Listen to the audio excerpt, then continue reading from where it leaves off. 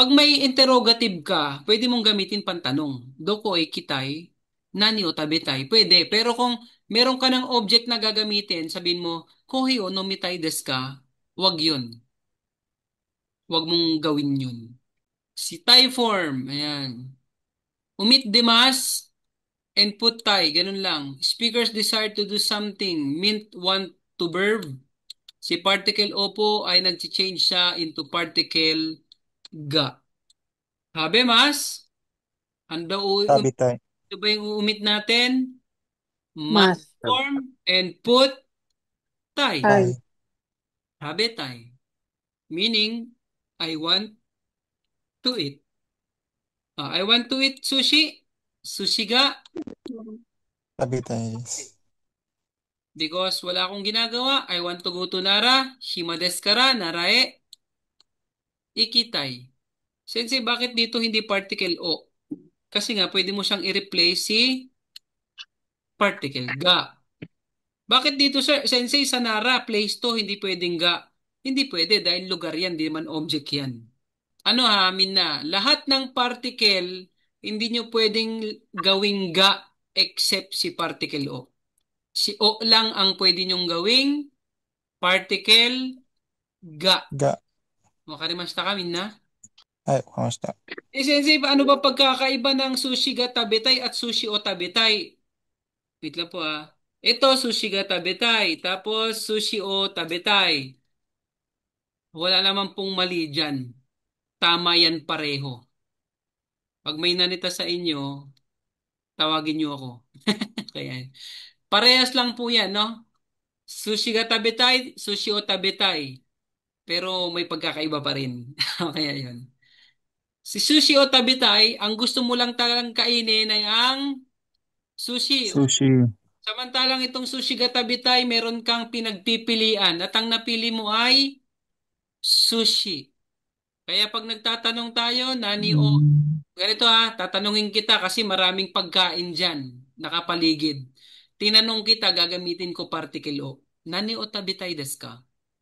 Bakit? Ang daming pagkain dyan eh. Ikaw naman, sasagot ka. Kasi nakapili ka na ng pagkain mo.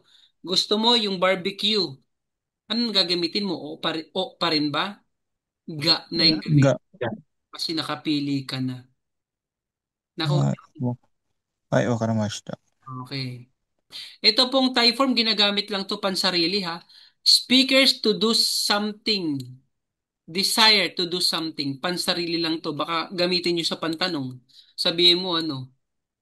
Pag may interrogative ka, pwede mong gamitin pantanong. Doko e kitay, nani o tabetay. Pwede. Pero kung meron ka ng object na gagamitin, sabihin mo, kohi o nomitay desu ka, wag yun. Wag mong gawin yun. Okay, ayun. Ano po yun? Awkward yun sa pandinig ng Japanese. Direct yun eh. Wag ganun, no? Awkward yun sa kanila. Hmm? Yan. So, ayun. Note, tandaan nyo to, Mina. Ang Hoshi at Thai form cannot be used to describe the third person or desire for your own speaker only. Hindi pwedeng sabihin ng ano, ng si Jenny, gusto niyang manood ng TV. Jenny Sangwa, ano? Mitay des. Hindi pwede po yung ganun. Ano sabi? Cannot be used to describe the third person. Third. Hindi nyo pwedeng ilarawan si Ma'am Jenny na gusto niyang manood ng TV. Pag ganun po ang gusto nyong ipahiwatig.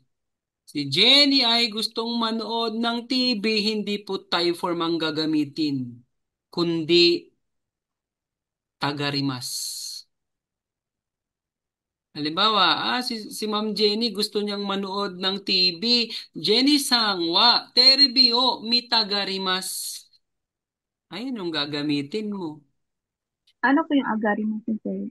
Yung tagarimas, ito, tagarimas. Ayan. Ayan po yung Opo. gagamitin mo kapag third persons. Halimbawa, ay si Sir Jojo, ako po yung speaker. Ngayon, ang tinutukoy ko si Sir Jojo. Ay si Sir Jojo gustong uminom ng kape. Ano sasabihin ko? Jojo sangwa, kohiyo. Nomi tagarimas. Yan ang gagamitin nyo. Pero kung pansarili nyo, own or speaker's desire, ang gagamitin nyo po ay type I. form at hoshi. Huwag niyong gamitin pag nagde-describe kayo ng tao ha, na may gusto yung isang tao. Para sa inyo lang po yan. Para sa mga speakers lang yan. Sa mga nagsasalita. Isa pang note, you cannot use hoshi desu ka, tai desu ka, kapag nag-o-offer ka o nag invite ka, masyadong direct or awkward itong pakinggan sa isang Japanese. Hindi pwedeng tanungin mo yung kasama mo, Japanese, Koyo no mitai desu ka? Awkward to. Kohi ga hoshi desu ka? Ito ang mas maganda mong sabihin. Kohi wa ikaga desu ka? Isa pa? Kohi o nomimasen ka? Yan ang maganda niyong sabihin.